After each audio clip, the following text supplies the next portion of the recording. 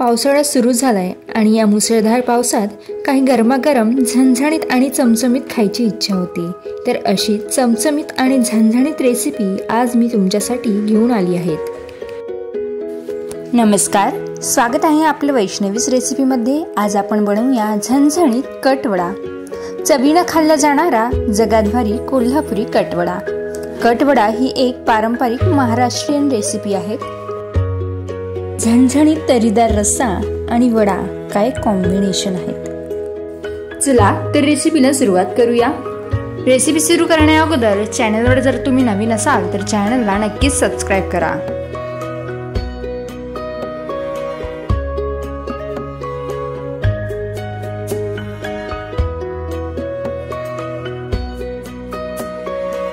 सर्वप्रथम मी इथे वड्यासाठी लागणारी बटाट्याची चटणी बनवून घेणार आहे। कढईमध्ये 2 चमचे तेल घेतलं आहे। चटणीसाठी तेल कमी घेतलं तरी चालेल। तेल गरम झालं की त्यात 1 चमचा मोहरी आणि 1 चमचा जिरं घातलेलं आहे। जिरे मोहरी तेलात छान तडतडली की यात 10 ते 12 कढीपत्त्याची पाने हाताने अशी बारीक करून घालते, म्हणजे याचा फ्लेवर छान येईल। आता यात एक मीडियम आकाराचा कांदा बारीक काप करून घालायचा आहे। कांदा लालसर होईपर्यंत तेलात परतवून घ्यायचा।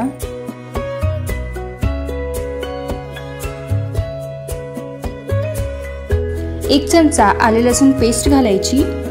लसणाचा कच्चेपणा जाईपर्यंत परतवून घेऊयात।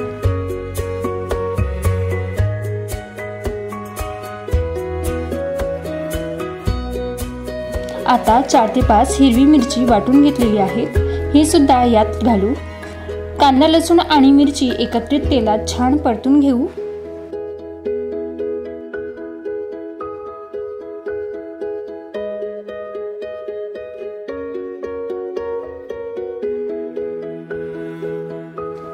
आता यात काही मसाले ऍड करू। चवीनुसार मीठ घातलं आहे। पाव चमचा हळद घालून मिक्स करून घेऊ।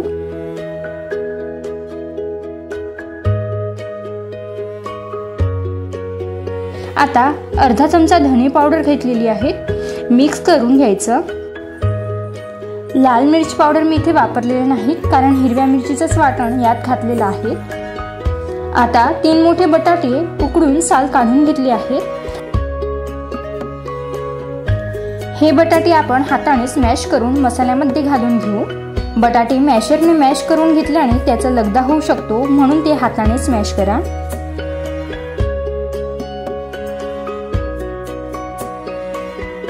मॅश करून घेतलेले बटाटे मसाल्यांबरोबर एकत्रित करून घेऊ।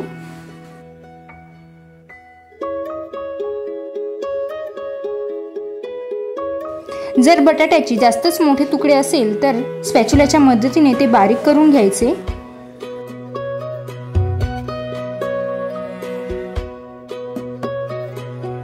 दोन ते 3 मिनिटे ही चटणी शिजवून घेणार आहोत। बटाटे ऑलरेडी उकडून घेतलेले आहेत, त्यामुळे फार वेळ शिजवून घेण्याची गरज नाही। तर वड्यांसाठी लागणारी बटाट्याची चटणी तयार आहे।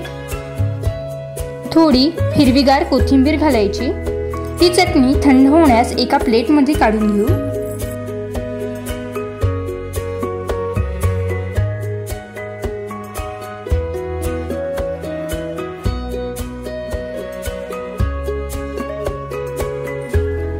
आता कट म्हणजेच तरीदार रस्सा बनवायला घेऊ।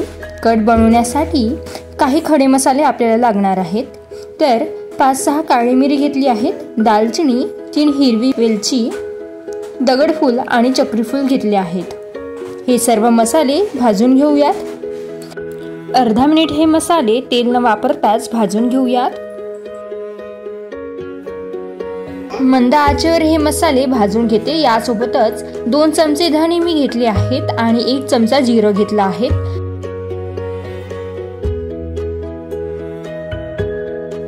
या व्यतिरिक्त आणखी काही खडे मसाले तुम्हाला हवे असतील तर तुम्ही ते ऍड करू शकता। सतत परतवून घेत सर्व मसाले भाजून घेतलेले आहेत। मसाल्यांचा सुगंध यायला लागला की हे एका प्लेटमध्ये काढून घ्यायचे। थोडं सुकं खोबरं घेतलं आहे, हे खोबरं सुद्धा 2 मिनिट भाजून घेऊ।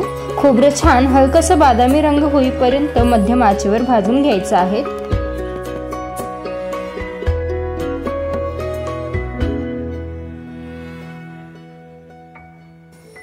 2 मीडियम आकाराचे कांदे उभी पातळ काप करून घेतलेले आहेत।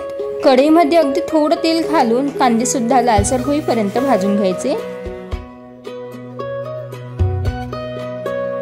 कांदे भाजून झाले आहेत, एका प्लेटमध्ये काढून घेऊ आणि थंड करून घेऊ। भाजून घेतलेले सर्व मसाले थंड झाल्यानंतरच वाटून घ्यायचे आहेत। मिक्सर जार मध्ये आधी खोबरं मसाले घालायचे, नंतर कांदे घालून घ्यायचे।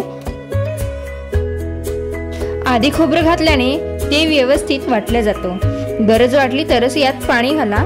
2 ते 3 चमचे पाणी मी या मसाल्यांमध्ये घातलेलं होतं। मसाल्यांची बारीक पेस्ट तयार करून घेतलेली आहे। अशी बारीक पेस्ट केली की सगळ्या जिन्नसांचा फ्लेवर रस्स्यामध्ये येतात आणि रस्सा छान तयार होतो। आता कट बनवण्यासाठी 3 मोठे चमचे तेल घेतलं आहे। कटाचा रस्सा आहे म्हणून तेल थोडं जास्तच घेतलेलं आहे। तेल गरम झालं की यात अर्धा चमचा जिरं घालायचं। जिरं छान तडतडलं की यात 1 चमचा आलं लसूण पेस्ट घालूया।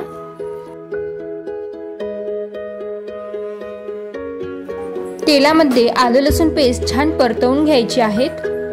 आता यात भाजून घेतलेली मसाल्यांची पेस्ट घालूया।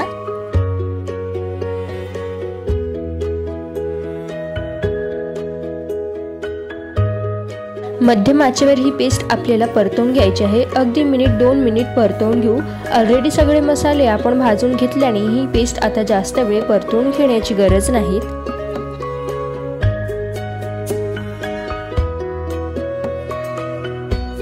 मसाल्यांना बघा तेल सुटलेलं आहे, यात राहिलेला कच्चेपणा सुद्धा निघून गेला। असा ब्राउनिश रंगावर हा मसाला परतवून घ्यायचा। जर असा मसाला परतवून घेतला तर तयार होणाऱ्या कटाला सुद्धा छान रंग येतो। मसाला छान परतवून घेतल्यानंतर त्यात काही सुके मसाले घालणार आहोत। चवीनुसार मीठ घातलं आहे, पाव चमचा हळद आणि 1.5 चमचा लाल तिखट घेतलेले आहेत। सुके मसाले घालून 1 मिनिट छान परतवून घेऊ। मसाले करपू नये यासाठी अगदी चमचाभर पाणी घालून व्यवस्थित परतवून घेतलं।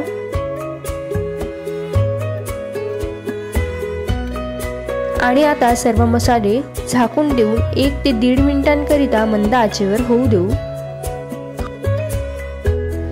बघा मसाले अगदी छान तयार झाले आहेत। आता कटासाठी यात पाणी घालू। थोडं पाणी मला इथे कमी वाटलं आहे म्हणून आणखीन 1.5 ग्लास पाणी मी यात वापरले आहेत। एकूण 2.5 ग्लास पाणी मी इथे वापरलं। आपल्या आवश्यकतेनुसार पाणी कमी अधिक करू शकता। गरम पाण्याचाच इथे वापर केलेला आहे। कटासाठी किंवा इतर कुठल्याही रस्सा भाजीसाठी गरम पाण्याचा वापर करा, यामुळे भाजीला छान रंग येतो आणि भाजी छान तरीदार तयार होते। छान ढवळून घ्यायचं। गॅसची फ्लेम लो करायची आणि 1 उकळी येऊ द्यायची। लक्षात ठेवा या स्टेजला गॅसची फ्लेम कुठेही हाय करायची नाहीत। कट छान तरीदार झालेला आहे आणि रंग सुद्धा छान परफेक्ट आला आहे।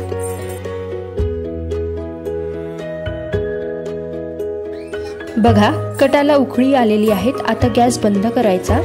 मस्त असा कट तयार झाला आहे। थंड झाल्यावर कटाला आणखीन छान रंग येणार। थोडी हिरवी कोथिंबीर घालायची। सुरुवातीला कट करून ठेवायचा आहे आणि नंतर गरमागरम बटाटे वडे करायचे। बटाट्याची चटणी थंड झालेली आहे। आता याचे गोळे तयार करून घेऊ। कटवड्यासाठीचा वडा हा आकाराने थोडा मोठाच असतो, तर थोडे मोठेच गोळे तयार करायचे। एवढ्या चटणीमध्ये 8 वडे तयार होतात। आत्तासाठी मी इथे 5 गोळे करून घेतलेले आहेत। आता वड्याच्या कव्हरिंगसाठी आपण बॅटर तयार करणार आहोत। तर त्यासाठी एका बाउलमध्ये 8 चमचे बेसन घेतलेले आहेत। बेसन चाळून घ्यायचं, यामुळे गुठळ्या होणार नाहीत। तसेच वड्याची कव्हरिंग मऊ न होता ती छान कुरकुरीत व्हावी याकरिता 2 चमचे तांदूळाचं पीठ घालायचं। चवीनुसार मीठ घालूया, थोडी हळद आणि अगदी थोडा खाण्याचा सोडा घेतलेला आहे। अर्धा चमचा ओवा घेतलेला आहे।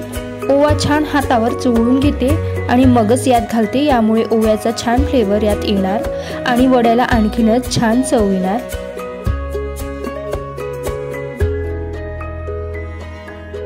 आता थोडं पाणी ॲड करत मिक्स करायचं आणि बॅटर तयार करून घेऊ। बॅटर जास्त पातळ नको व्हायला, गरजेनुसारच पाणी ॲड करायचं। बघा, अशा प्रकारे बॅटर तयार केलेले आहेत, हीच कन्सिस्टन्सी असायला हवी। आता तयार करून घेतलेला गोळा या बॅटरमध्ये ठेवायचा आणि चमच्याच्या मदतीने या गोळ्याला व्यवस्थित कव्हर करून घ्यायचं। आता हे तळून घेऊयात। कढईमध्ये तेल गरम करून घेतलेलं आहे। लक्षात ठेवा, तेल नॉर्मल गरम असायला हवं। तेल जर जास्तच गरम झाले असेल तर वड्यांचा रंग लगेच चेंज होऊन लालसर होऊ शकतो। चमचानेच गोळा हळूवार तेलात सोडायचा। अशा प्रकारे वडा तेलात सोडल्याने तेल अंगावर उडण्याची भीती नसते। 2 मिनिट वडे तेलात तळून घ्यायचे। दोन्ही बाजूनी वडे छान तळून घेतल्यानंतर ते काढून घ्यायचे।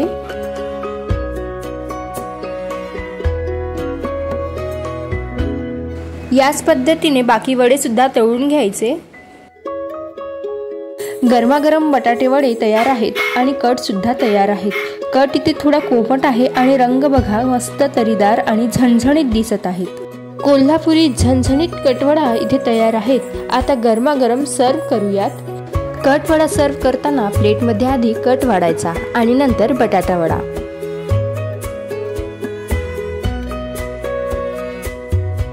आवडीनुसार कांदा, कोथिंबीर, शेव घालू शकता।